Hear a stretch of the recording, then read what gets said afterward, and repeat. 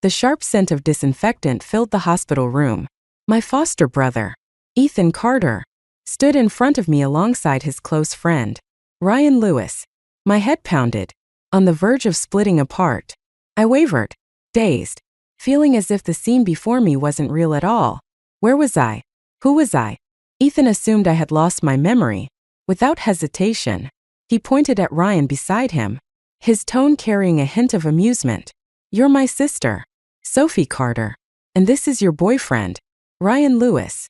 I was stunned, my gaze snapping toward Ryan. The man's sharp, cold features were drawn downward, tinged with a quiet sorrow. He deliberately avoided looking at me, but I could feel his gaze lingering subtly, carrying an almost imperceptible restraint. It was the same as in my past life. In my previous life, I had spent years obsessing over Ethan. After the car accident, he mistakenly thought I had lost my memory.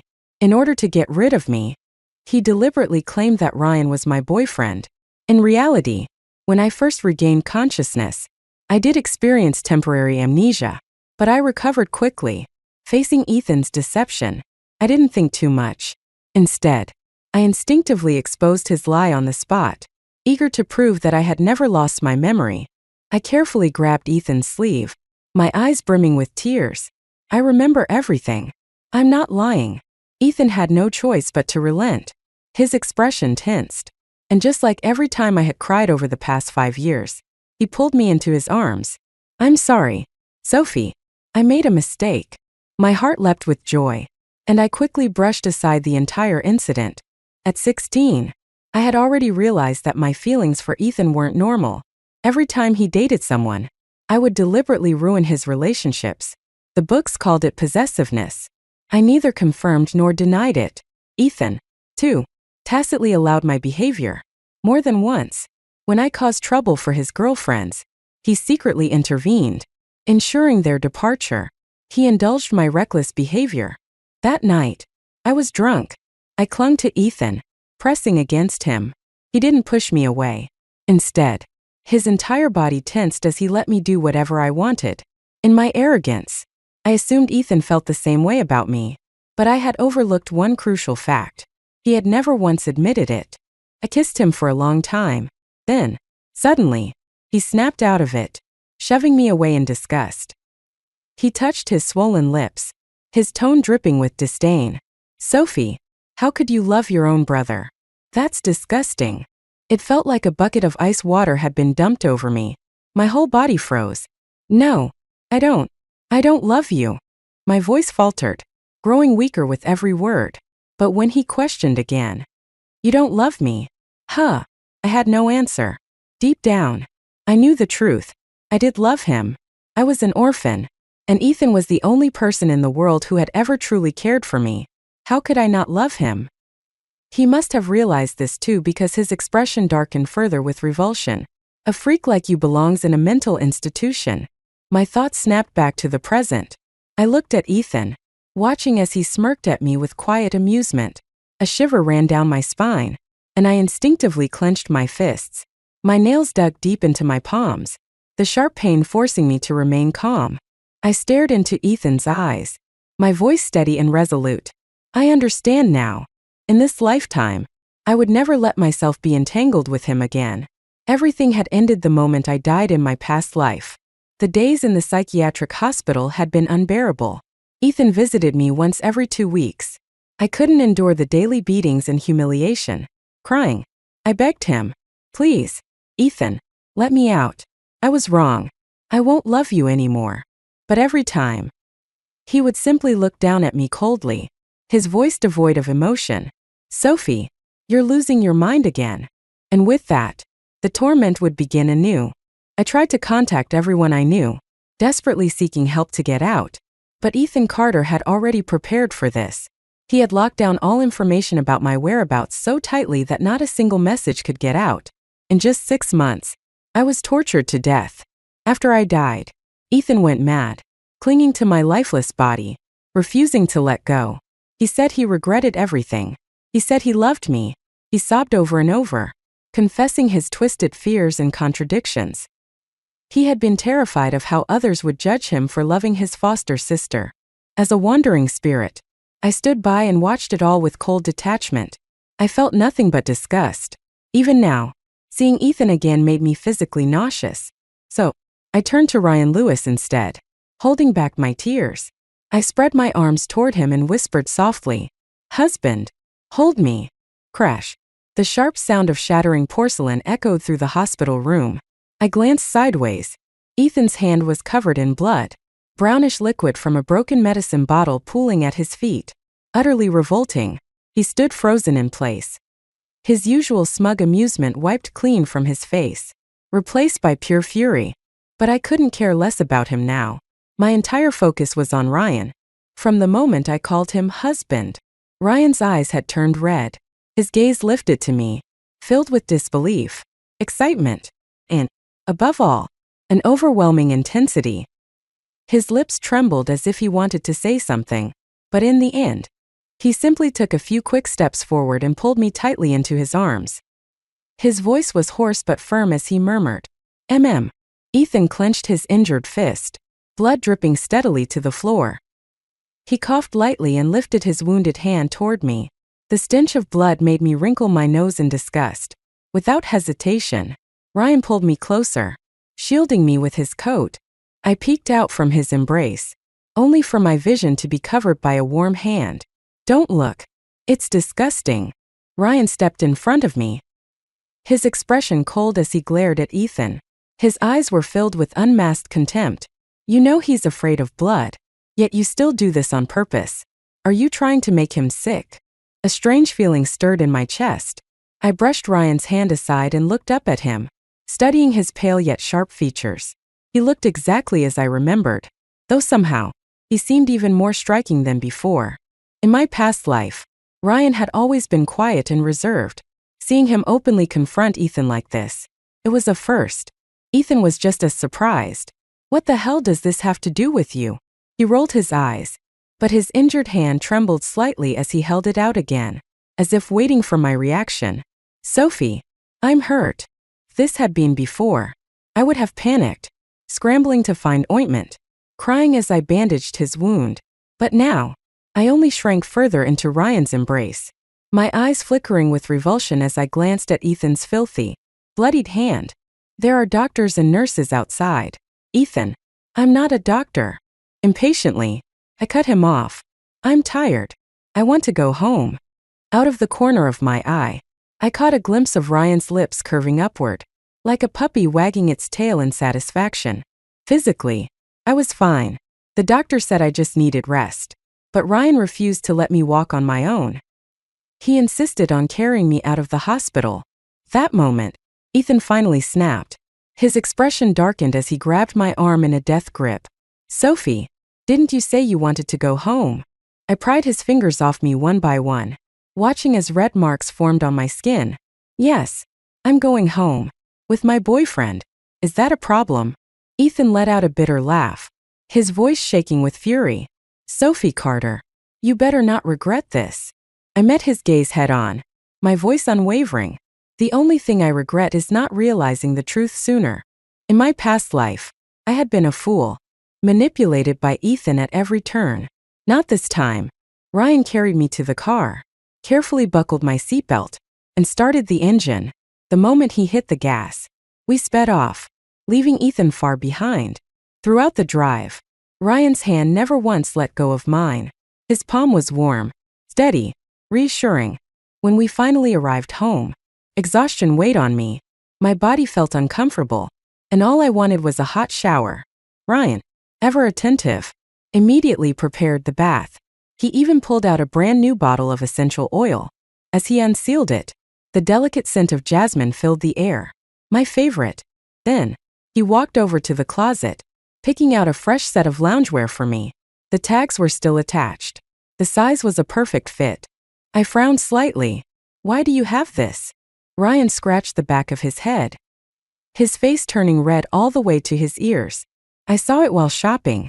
Thought it would suit you. So I bought it." "You bought this? Just in case." I pointed at the wardrobe behind him, which was filled with women's clothing. Nearly half of the space was occupied by brand new outfits, all from the brands I liked. Raising a brow, I teased, Don't get the wrong idea. I trailed off, blinking at him expectantly, waiting for his response. Ryan Lewis let out a long sigh, his expression shifting as if he had finally given up pretending. What's wrong with buying clothes for my girlfriend? Was this really the same Ryan I remembered? The insecure, overly sensitive guy who used to blush just from talking to me? In my past life, until the moment I died in that psychiatric hospital, Ryan and I had barely interacted. It was only after my death that I realized the depth of his love for me. After I died, my soul remained trapped in the apartment where I had lived before. Once I became aware of my feelings for Ethan Carter, I had moved out of his home. When news of my death spread, Ryan had gone to Ethan, demanding an explanation, but there was none to be given. Ethan coldly declared that I had died of an incurable illness. Ryan wasn't even allowed to investigate the truth.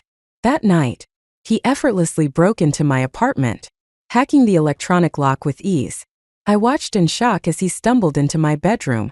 By the time my spirit drifted after him, I saw his tall figure curled up on my bed. His broad shoulders trembled, his face buried in my pillow, the fabric darkened by his tears.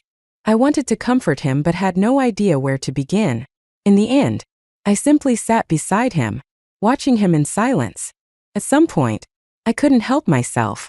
I reached out and brushed my hand over his soft hair. But I was just a ghost. My fingers passed right through him. I tried again, gently stroking the back of his head like soothing a child. Ryan, stop crying. If you keep this up, I'll have no choice but to kick you. His delicate face stiffened under my touch. Then, suddenly, his eyes flew open, and large tears rolled down his cheeks. Yet, the next moment, he shut them again, as if resigning himself to the pain. Liar, he whispered. The room fell into an eerie silence, broken only by his quiet, muffled sobs. From that day on, Ryan moved into my apartment. He lived there, keeping my ghost company. People laughed at him, calling him crazy. Even I thought he was foolish. He constantly talked to himself, sometimes sharing joyful moments as if I were still there, sometimes pouring out his darkest thoughts. I sat beside him, silently listening, watching as his once cold expression softened with sorrow. Day by day, he wasted away. I knew he was sick. The dining table was always cluttered with boxes of medication. I begged him to take care of himself, to live. But he couldn't hear me. We spent 3 years together, two lonely souls, separated by an insurmountable barrier. I couldn't touch him. He couldn't hear me. As time passed, my spirit became more and more transparent. I knew it wouldn't be long before I completely vanished from this world. Ryan still left the apartment every morning and returned late at night, but I had no idea what he was doing outside. I couldn't leave the apartment, so I remained unaware of what was happening in the outside world. Then, on the 3rd anniversary of my death, Ryan did something unusual. Before leaving, he turned on the television and tuned it to the news channel. Just before stepping out, he looked in my direction, his gaze lingering for a long time. A strange unease crept into my heart. Then, the emergency news broadcast began. Ethan Carter, the head of the Yates Corporation, has died in a suspected hit-and-run incident. Authorities believe this may have been the result of a personal vendetta. The suspect is currently on the run, and the police are actively pursuing leads. The suspect was Ryan. He was a fool. Panic surged through me. My spirit trembled violently, gathering an overwhelming energy. I forced my way out of the apartment, breaking through the invisible barrier that had kept me bound. I followed the pull of a familiar presence, drifting, searching, until I arrived at my grave. Ryan was there, clutching my tombstone, crying like a child. Sophie, I finally avenged you. At his feet lay several empty pill bottles and crushed beer cans. I circled around him in distress. The cemetery was deserted. There was no one else around to witness what was happening. Ryan Lewis, I forbid you to die. Do you hear me? My near hysterical scream seemed to jolt him awake. For a moment, his blurry eyes locked onto mine. Then, a faint, satisfied smile curled his lips. You've come for me, haven't you? As the last word fell from his lips, he lifted his wrist, already covered in scars, and dragged a blade across his skin. Sophie Carter, If there is a next life, I swear, I'll be brave enough to hold your hand. Thank God, I was given a second chance at life. Now, looking at his face, so close, so real, I vowed not to waste it. My face flushed red, and my eyes grew misty. The image of Ryan Lewis in his final moments from my past life twisted painfully in my heart. The pain was unbearable, sharp enough to make me wince. A warm hand gently cupped my face, carefully wiping away the tears from the corners of my eyes. Does your wound still hurt? The accident hadn't been serious. My injuries were just surface wounds. Nothing compared to the suffering I had endured in my past life. The pain was nothing. I had no intention of letting Ryan know that I had been reborn. I simply nodded, then greedily leaned into his warmth. It hurts. It hurts so much. Only kisses can make it better. Ryan licked his lips, his dark eyes gleaming. Just kisses? Is that enough? Before I could react, a strong hand gripped the back of my head, and suddenly, his lips crashed against mine. His kiss was overwhelming, possessive, as if he wanted to consume me completely. My breath was stolen away, my mind blank from the intensity. Then, my phone rang. It was Ethan Carter. I didn't want to answer, but the ringing continued, relentless, refusing to stop. Annoyed, I reached out to hang up, but my fingers accidentally pressed the accept button. Sophie. His voice was low, measured. I've been thinking, you should move back home. The housekeeper can take care of you. A muffled sound escaped my lips before I could stop it. Ethan's voice instantly sharpened. Sophie, what are you doing? Answer me. Don't get distracted. I had no time to reply. My hand was caught, and the call was cut off. Half an hour later, I was still tangled in Ryan's arms, unable to get up. The muffled sound of someone kicking the door echoed from outside. Ryan Lewis. Who the hell allowed you to touch him? Ethan's voice was filled with rage. He was so damn noisy. I had no intention of dealing with him, but it seemed he wasn't planning on leaving anytime soon. Reluctantly, I climbed off Ryan. My mood dampened. He ruffled my messy hair, smiling with crescent-shaped eyes. Good. I ignored him and shooed him toward the door. With his lips still swollen from our kiss, Ryan casually went to open it. The moment the door cracked open, Ethan barged in like a madman. His dark gaze swept over me, scrutinizing every inch before locking onto my neck, where faint red marks were still visible. You touched him. You actually touched him. Ethan's voice was almost unhinged with fury. His fist clenched tightly before swinging toward Ryan with hatred. He lost his memory. Do you even realize you're taking advantage of him? I gasped. Ryan effortlessly dodged the punch, his expression calm. Was this really the same Ryan Lewis I knew? When had he become this skilled? His movements were swift and precise, his strikes ruthless. Within moments, he had completely overpowered Ethan, tossing him out the door. Get lost. Don't bother him again. The door slammed shut. All that remained was Ryan's broad back, his posture unwavering. But the moment he turned around, his expression softened, the familiar warmth returning. Did I scare you? I was stunned, utterly speechless. Something was off. Ryan. I narrowed my eyes. Are you hiding something from me? He scratched his head, looking slightly embarrassed. Then he nodded. I crossed my arms. So, what did you secretly train for? His long fingers casually pointed to his toned abs. You like abs, don't you? I blinked. When did I ever say that? Then, a memory surfaced. In my past life, I had spent countless days staring at his perfectly sculpted abs, wanting to touch them but never daring to. At the time, I had indeed voiced my admiration. But, how did Ryan know? I stared at him suspiciously, only to meet his bright, knowing gaze.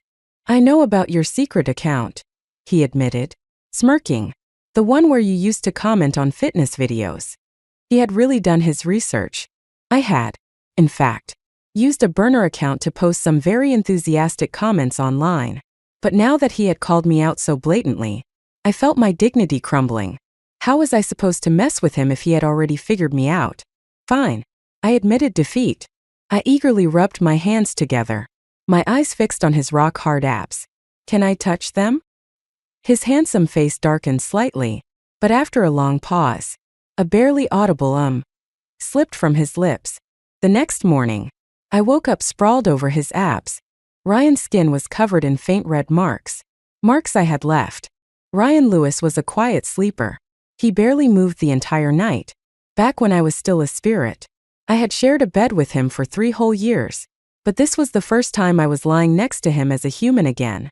The initial high from last night had passed, and now embarrassment washed over me like a tidal wave.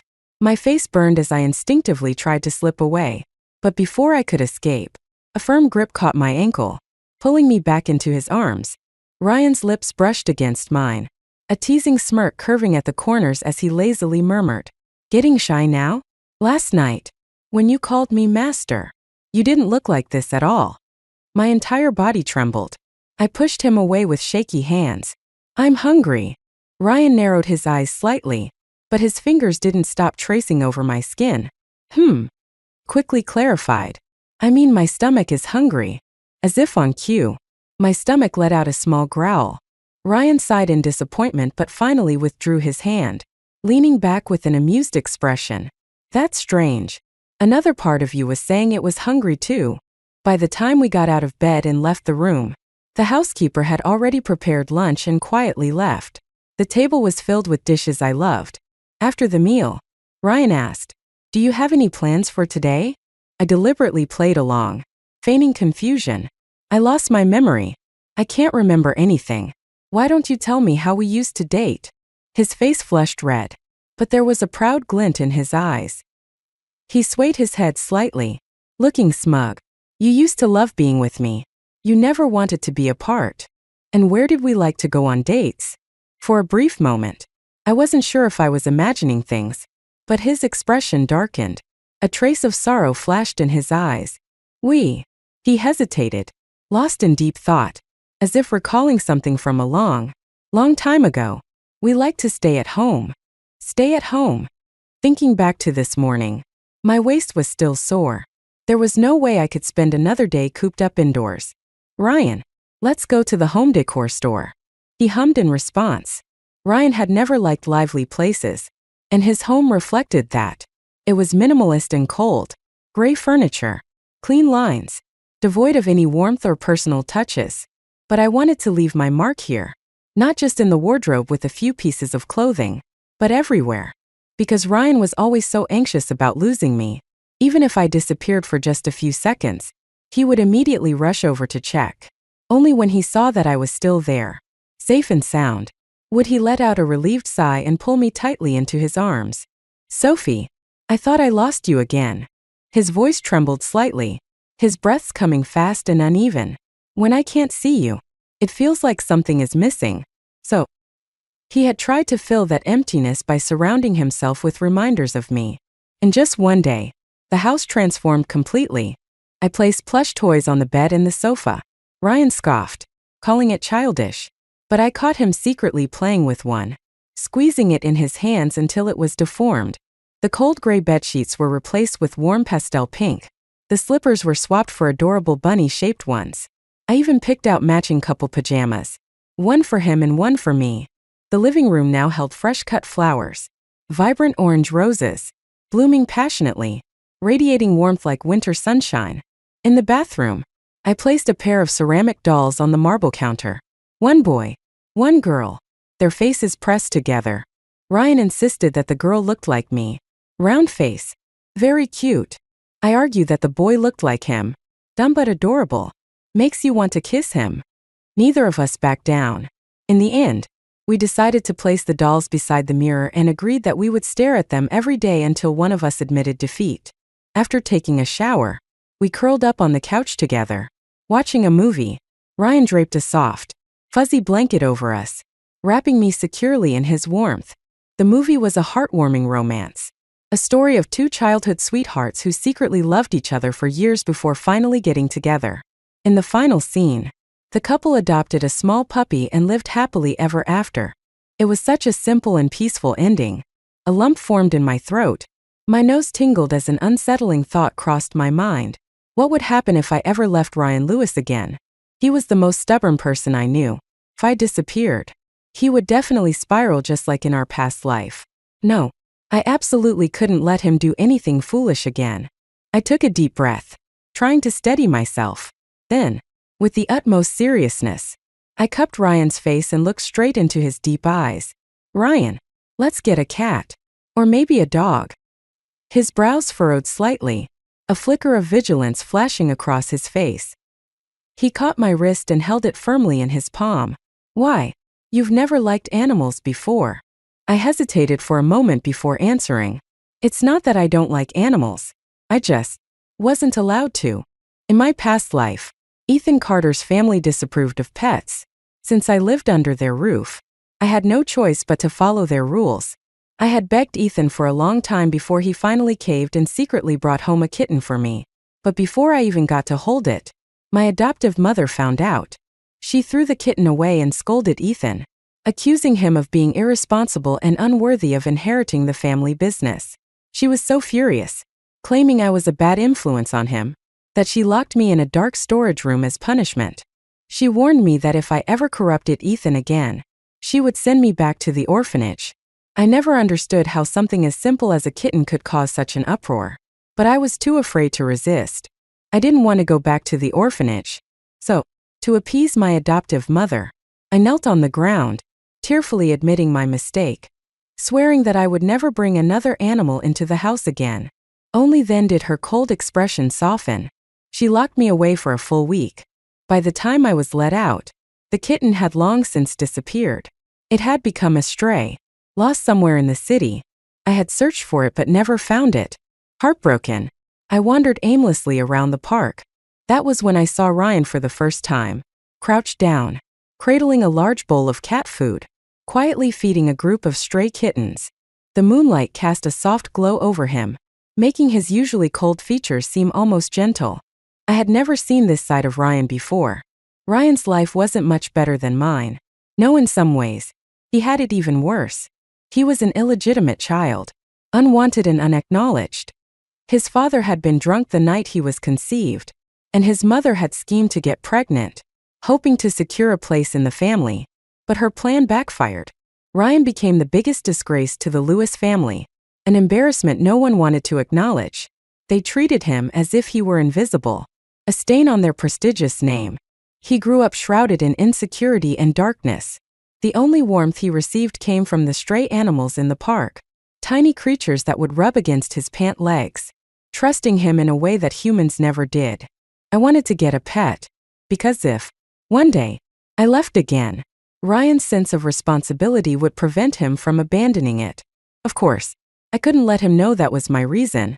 I leaned in and kissed his lips softly. Having a little one around would make the house feel livelier. The word little one made Ryan's entire body tense. His lips parted slightly, but no words came out. He seemed to be struggling with something, his emotions too tangled to express. Well, what do you think? I still had unfinished business with Ethan Carter. I couldn't let him off the hook for what he did in my past life. But Ethan was powerful. If something happened to me, I needed to make sure Ryan wouldn't do anything reckless. His dark eyes held my reflection for a long time. The silence stretched between us, so quiet that all I could hear was our steady breathing. I suddenly felt nervous, hooking my arms around his neck. I urged, "Say something. Ryan, what do you think?" After another beat of silence, he finally responded, Okay. That night, I had a nightmare. In my dream, I saw Ryan collapsed in front of my grave, his white sleeves stained crimson with blood. I woke up gasping, my heart pounding wildly in my chest. I reached out instinctively, only to find the bed empty. Ryan was gone. A wave of panic crashed over me. I didn't even bother putting on shoes. I jumped out of bed and ran barefoot through the house, searching for him. Strange noises came from the rooftop. My heart clenched. I ran upstairs, pushing the terrace doors open with force. Ryan. He turned his head at my call. He was wearing an apron, gloves on his hands. The ground was covered with thick gardening mats, and in front of him was a row of blooming flowers in vibrant colors. Each and every one of them was a flower I loved, flowers I had once planted in my old apartment. After I was locked away in the psychiatric hospital, no one took care of my flowers. Ryan Lewis tried everything, but he couldn't save them. And now, here he was, planting flowers again. Why isn't he wearing shoes? Ryan took off his gloves, got up, and went to fetch a towel for my feet. Then, he brought over a small stool and patted the spot beside him, signaling for me to sit down. What made you think of planting flowers? His pale, slender fingers scooped up a handful of soil, pressing it gently into a pot before watering it. Droplets clung to the pink rose petals, shimmering like crystal beads. Once the whole terrace is in full bloom, I can take lots of beautiful pictures of you. The thought painted a lovely scene in my mind. Ryan will definitely have that day. We adopted a little orange kitten and a yellow and white puppy. Ryan had always been the more patient one, making him much better at taking care of them. He also naturally took over most of the household chores. These days, he was constantly busy, yet his face always carried a bright, relaxed smile. Every morning, he would water the flowers, then feed and clean up after the two little troublemakers. After breakfast, he would insist on taking me along to walk them. At night, after our baths, we would curl up on the couch to watch our favorite shows. The kitten and puppy would snuggle at our feet, occasionally letting out contented little sighs. Felt so blissful. The person I loved was right beside me. If I turned my head, I could kiss his soft lips. Just thinking about it made my heart race. I couldn't stop myself from smiling, the corners of my mouth curling up uncontrollably. I want to kiss him. Wait, why does Ryan look like he's enjoying something? Did he figure out what I was thinking? Damn it, I had hidden it so well. Before I could react, his face suddenly appeared right in front of me. Then, he kissed me, out of nowhere. His deep voice murmured against my lips. Sophie Carter, I love you. I had thought we would have more time together. I never expected our separation to come so soon. That day, after leaving the supermarket, I suddenly craved milk tea. I told Ryan to go ahead to the parking garage and bring the car around while I went to buy some. He had barely walked away when a sleek black Porsche Panamera pulled up beside me. I recognized it immediately. Ethan Carter's car. I turned and bolted, but two men in black suits stepped out, grabbing me before I could escape. I was shoved into the car. The driver slammed on the gas. The tires screeched as the car sped off. A partition slowly rose, sealing off the back seat from the front. Ethan Carter, are you insane? Let me go. His tall figure loomed over me, radiating an oppressive force. I scrambled backward, pressing myself against the car door, but he reached out and pulled me into his arms. His ice-cold fingers traced along my waist over the fabric of my clothes. He's lost his mind. What was he trying to do? Was he planning to lock me up in a psychiatric hospital again? No, absolutely not. The terror of my past imprisonment crept over me like a suffocating shadow. Panic surged through my veins. My entire body trembled uncontrollably, curling up in the corner.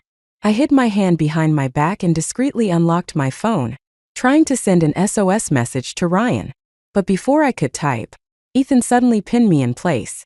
His long arm reached in, and without hesitation, he snatched the phone from my grip.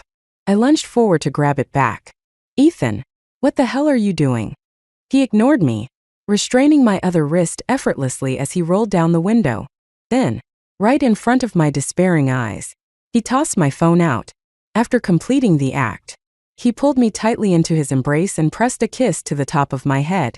Sophie, you're so disobedient. His voice was eerily gentle. This is my fault. I should never have let you leave my side. But don't worry. It won't happen again. From now on, we'll be together forever. Okay. No. Let me go. I struggled with all my strength and slapped him across the face. But instead of getting angry, he only held me even tighter. His expression was a mix of madness and obsession. Sophie, stop lying to yourself. You love me. The only reason you're with Ryan is to make me jealous. His tone grew increasingly deranged. You're trying to punish me, aren't you? Punish me for pretending not to know your feelings all this time. But I know now. Sophie, I was wrong. I'm not your brother. Let's start over. Sophie, please. Ethan Carter had completely lost his mind. Ethan, I said, my voice cold and unwavering. I have never liked you. His eyes darkened. That's impossible. You're lying. During the time I was locked in the psychiatric hospital, I had spent every single day reflecting on my feelings for him. I had been jealous whenever I saw him with other women. I had gone to great lengths to drive them away. I had always followed his every move, greedily hoping he would never look at anyone else. But none of that had been real. It was never love. It was the result of his manipulation. Ethan had indulged my reckless behavior for years, feeding me just enough kindness to keep me attached. Every time I started to doubt my feelings, he would cross boundaries that no brother should. Yet he never fully admitted nor denied his actions. This had been his game all along. From the very beginning, it was Ethan who had harbored feelings beyond sibling affection. He had refused to acknowledge them, tormented by his own possessiveness, and instead blamed everything on me. Ethan Carter was nothing but a coward. How could I ever love someone like him? I shoved him away with all my strength. My voice was sharp and merciless as I tore apart his deepest, most shameful secret. Ethan Carter, you fell in love with your foster sister. That's disgusting. For a long time, I had been waiting for this moment, to throw these words back at him, exactly as he had once said to me. His entire body stiffened, his face twisted into something dark and unreadable. Then, with sudden force, he grabbed my clothes and tore them apart. Cold air swept over my bare shoulder. A monster awakened before my eyes. His fingers tightened around my neck, pressing down inch by inch. Yes, I love you, he admitted, his voice raw and filled with madness. Every second you spend with that bastard, I want to rip you away from him. You will never escape me. Just like in my past life, he wanted to imprison me once again. But I would never let that happen. A sharp pain bloomed on my lips as he crushed them in a violent kiss. The metallic taste of blood filled my mouth. I reached into my pocket, fingers wrapping around the small switchblade I had hidden there. Then, with all the strength I could muster, I plunged it into his chest. Ethan let out a muffled grunt but didn't let go. Instead, his grip on my wrist tightened, and he slowly twisted the knife's handle with a smirk. Does that make you feel better? He's a lunatic. I should have expected this. Ethan Carter was utterly insane. Suddenly, the car swerved sharply.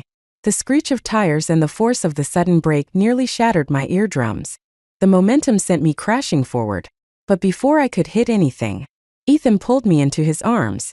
A groan of pain slipped past his lips, likely from his fresh wound being torn open.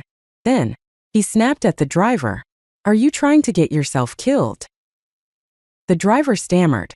Young master, there's a car blocking us, forcing us to stop. A black Maybach. Ryan. The vehicle in front was driving aggressively, pushing forward at breakneck speed, barely leaving enough space to avoid a collision. He's reckless. But Ethan was even crazier. Ram into him. Let's see if he's really ready to die. Ethan underestimated the human survival instinct. The driver wasn't foolish enough to risk his life for his employer. Just as the two cars were about to collide, he slammed on the brakes, jerking the steering wheel and crashing into the side of the median instead. The Maybach came to an immediate halt. Ryan's eyes burned with fury as he stormed over. He wrenched open the car door and scanned me from head to toe, his hands trembling slightly as he confirmed I was unharmed. Only then did he exhale sharply, releasing the breath he had been holding. He carefully pulled me out of the car, draping his coat over my shoulders. Stay here and wait for me. Then, without another word, he dragged Ethan out of the vehicle.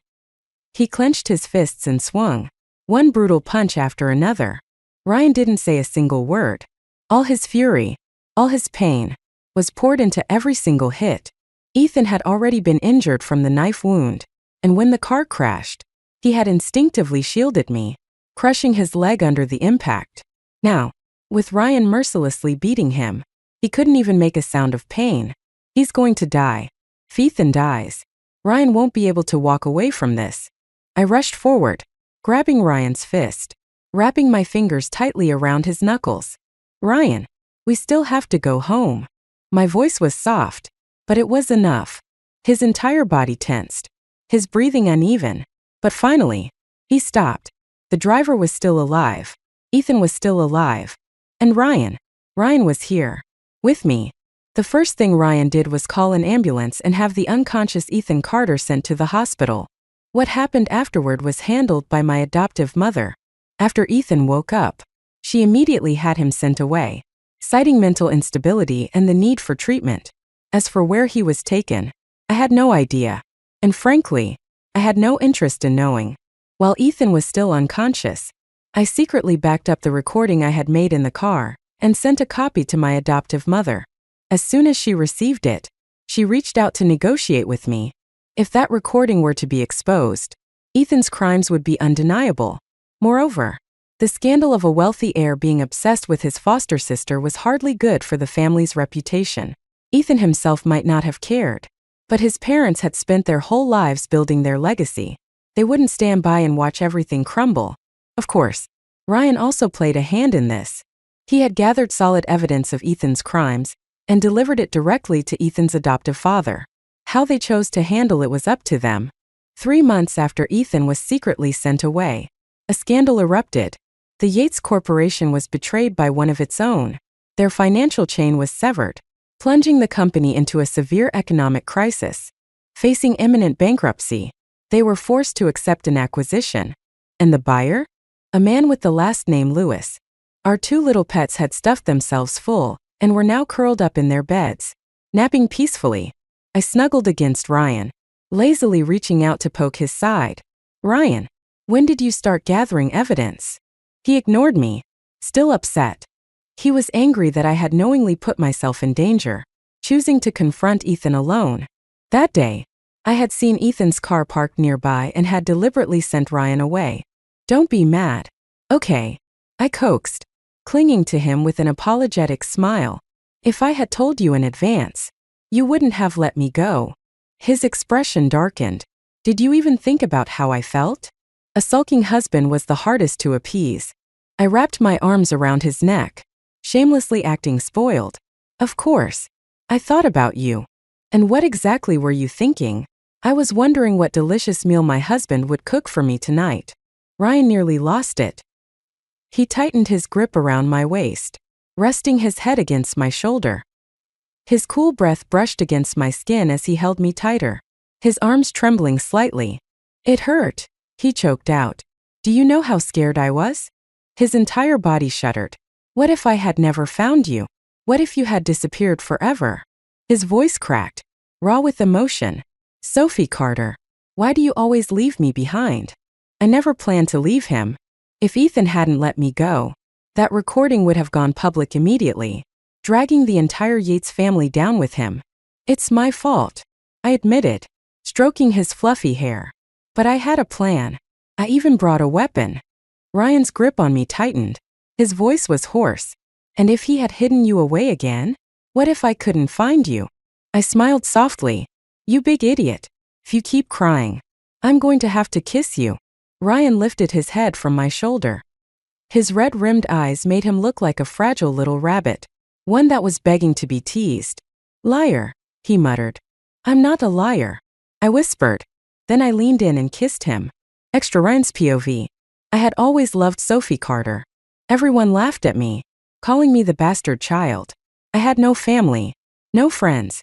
The Lewis family's servants made my life miserable, tormenting me behind closed doors.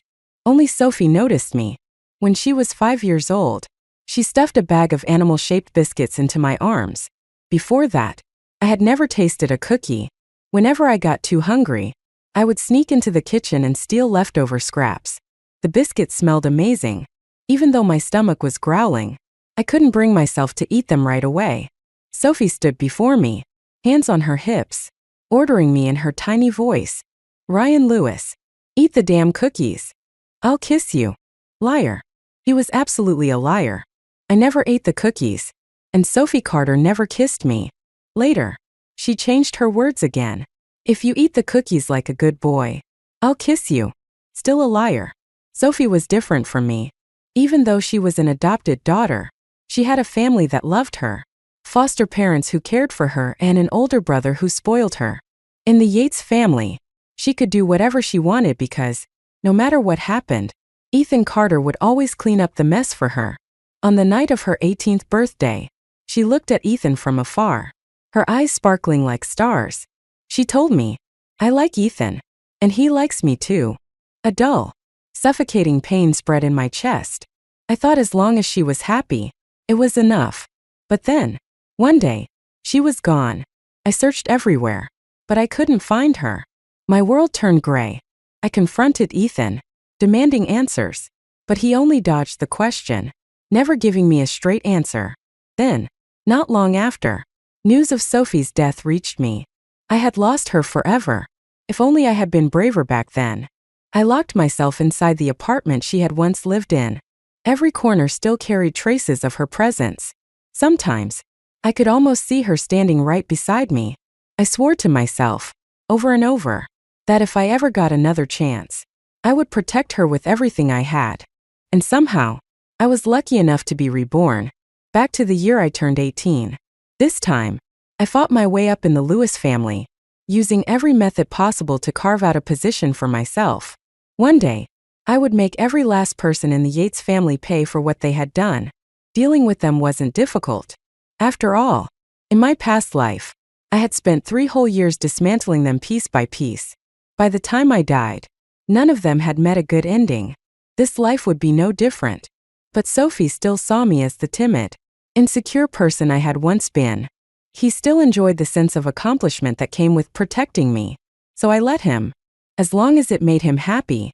There were times when I could barely keep up the act. But luckily, he never noticed. That day in the hospital, when Sophie reached out to me, I couldn't hold back any longer.